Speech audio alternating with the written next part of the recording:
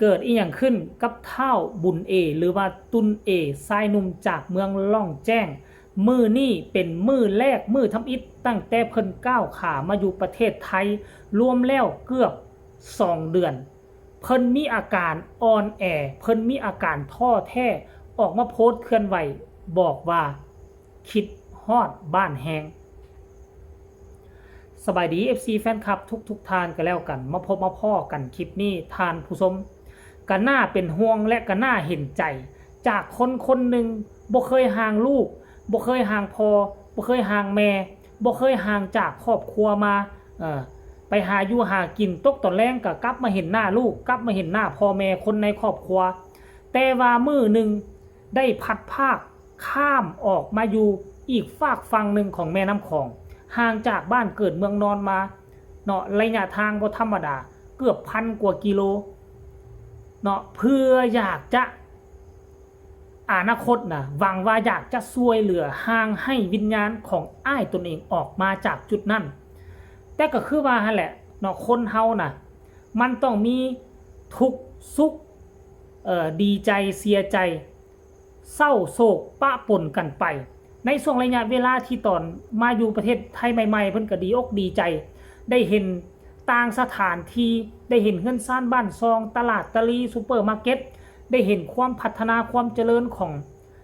เมืองไทยก็รู้สึกว่าแปลกหูแปลกตาตอนนั้นก็รู้สึกตื่นเต้นบ่คิดอยากจะกลับบ้านเนาะแต่ว่าหลังจากที่เห็นตุนตายได้กลับบ้านไปเยี่ยมยามพ่อแม่ดูแลครอบครัวช่วงระยะหนึ่งบัดนี้ยังเหลือแต่ตนเองอยู่ประเทศไทยได้บัดนี้ก็คือท้อถอยถึงแม้ว่าตอนนี้ยังยืนเคียงบ่าเคียงไหลกับกู้ภัยไทยไปช่วยเหลือคนทางจังหวัดน่านตอนนี้น้ำท่วมหนักเคียงบ่าเคียงไหลกันก็คือว่าแหละเฮานี่ตัดสินใจมาอยู่ฝั่งนี้เพื่ออยากเฮียนเป็นกู้ภัยช่วยเหลือคนอื่นเอาไว้ได้ลองคิดมาย้อนใส่ตนเองมื้อนี้บ่สามารถช่วยเหลือชีวิตของอ้ายตนเองเอาไว้ได้มันก็จึงสิเฮ็ดให้ตุนตายมันตุนตายตุนเอนี่คิดได้บ่เนี่ยมื้อใดน้อสิฮอดวันเวลาที่กลับไปเอาอ้ายมื้อใดน้อชีวิตฤดูฝนมื้อใดน้อสิเข้าฤดูหนาวมื้อใดน้อทีมงานอาจารย์ต่างๆบ่ว่าอาจารย์ติ้งลีบ่ว่าอ้ายปอนบ่ว่าอ้ายมนัสจะวางแผนกลับคืนไปที่ถ้ำเมืองล่องแจ้งเฮ็ดให้เราคิดถึงข้อนี้แล้วก็เลยท้อถอยกับชีวิตตนเองท้อถอยกับชีวิตตนเองก็เลยออกมาโพสต์รูปที่หนึ่งก็เป็นรูปของเพิ่นถ่ายกับลูกชายก่อนที่จะจากกันก่อนที่จะเดินทางมาสู่ประเทศไทยอีกรูปนึงก็เป็นรูปตอนที่ครั้งแรกหลังจากที่ต่างคนต่างมาอยู่ประเทศไทยแล้วนะตุนตายกับตุนเอได้พบได้พ่อกันครั้งแรกตอนนั้นคือค่อยจำบ่ได้มันงานอีหยังเนาะคือสิแม่นตอนค้นหาคนสูญหายคนจมน้ำมานะเนาะมีคุณชายเล้งพาตายไปไอ้มนัดกับพาเอไปและไปพบกันได้เป็นนางโอ้ล้มพูดคุยกันกินข้าวห่วมผ้ากันครั้งแรกตั้งแต่ไปอยู่ประเทศไทยและเป็นครั้งสุดท้ายเลยวันละก็บ่ได้เจอกันเลยจนว่าตายกลับมาอยู่ทางฝั่งลาว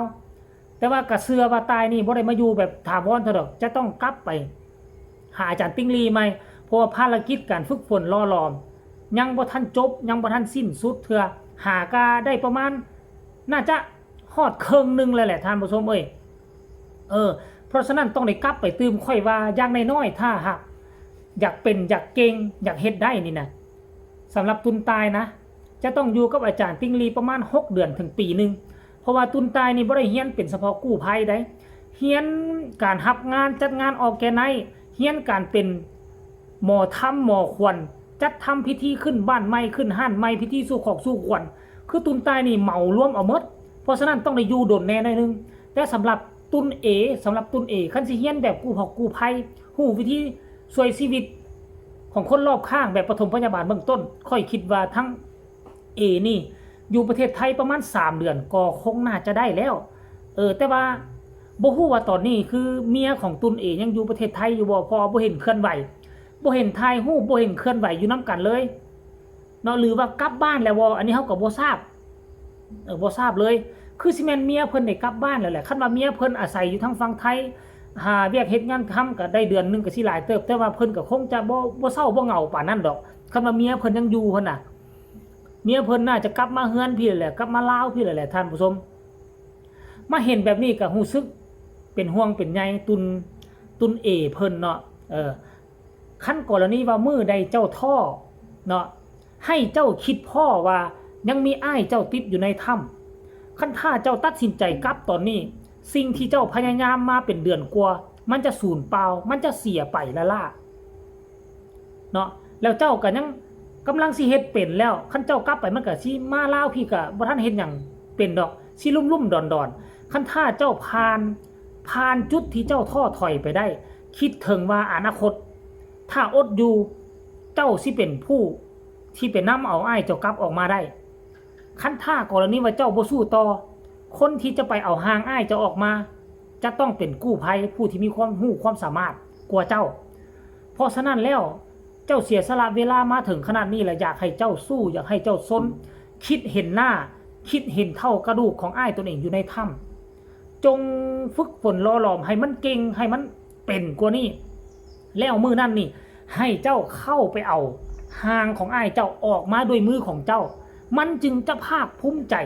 มันจึงจะสมกับเจ้าเสียสละเวลาข้ามมาอยู่ทางฝั่งไทยอันนี้แนวคิดของค่อยนะแต่ว่าแนวคิดของผู้อื่นบ่ฮู้แนวคิดของตุนเอบ่ฮู้การที่เราออกมาโพสต์เคลื่อนไหวนี่มันสื่อถึงว่าปัจจุบันนี่จิตใจของเราเป็นแนวใดเราอาจจะท้อเราอาจจะถอยเราอาจจะหมดกำลังใจเราอาจจะต้องการกำลังใจถ้าผู้ใดมีเพจถ้าผู้ใดมีบ้านฟ้ามีบัญชีของตุนเอกับพากันไปกดไลค์กดแชร์พากันเข้าไปคอมเมนต์ให้กำลังใจเราแน่เพราะว่าเห็นเราโพสต์แบบนี้แล้วก็รู้สึกเป็นห่วงเป็นใยในฐานะที่เป็นคนลาวนํกันบ่อยากให้เราทิ่มเรื่องเล่าแบบนี้มากลางคันอยากให้เราสู้จนสุดกกสุดปลายและเก่งกล้าสามารถนำไปเอาอ้ายออกมาทำพิธีทรงสการมาทำพิธีอย่างต่างๆอยู่ทั้งวัดทั้งบ้านมันถูกต้องให้พ่อแม่ได้ภาคภูมิใจให้พ่อแม่ได้คิดว่าอย่างน้อยๆอ้ายจากไปก็ยังมีตุนเอนี่เป็นผู้ประคับประคองพ่อแม่อยู่ให้ชาวเมืองได้ภาคภูมิใจให้สมกับคนล่องแจ้งแขวงไส้สมบูรณ์สนับสนุนและคอยเป็นกำลังใจให้เจ้าอยู่ห่างๆเนาะเอาในฐานะที่เป็นคนลาวคนนึงก็บ่ว่าจะท้อจะถอยคนเฮามันท้อมันถอยกันได้ท้อถอยแล้วก็ระบายอารมณ์ออกมาระบายอารมณ์แล้วตื่นเช้ามาก็ตั้งใหม่นับหนึ่งใหม่สู้ซนใหม่เนาะชีวิตนี่บ่สิ้นมันก็ต้องดิ้นกันไปนะท่านผู้ชม FC แฟนคลับพ่อแม่พี่น้องป้องปายบ่ว่าจะเป็นคนลาวคนไทยเห็นคลิปนี้แล้วฝากทุกคนแชร์ไปหลายๆผู้ละ1ไลค์1แชร์เพื่อเป็นกำลังใจให้กับตุนเอที่สำคัญฝากกดติดตามเนาะแล้วก็บ่ต้องกดข้ามโฆษณาเบิ่งให้แน่จักเล็กจักน้อยเพื่อเป็นกำลังใจให้กับเจวอลาวผู้ที่ตั้งหน้าตั้งตาเฮ็ดคลิปอ่านข่าวเกี่ยวข้องกับชาวเมืองล่องแจ้งเกี่ยวข้องกับอาสาสมัครกู้ภัยฝั่งลาวที่มาฝากชีวิตเอาไว้กับกู้ภัยทางฝั่งไทยก็หวังว่า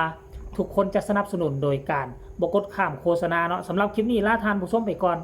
สบายดี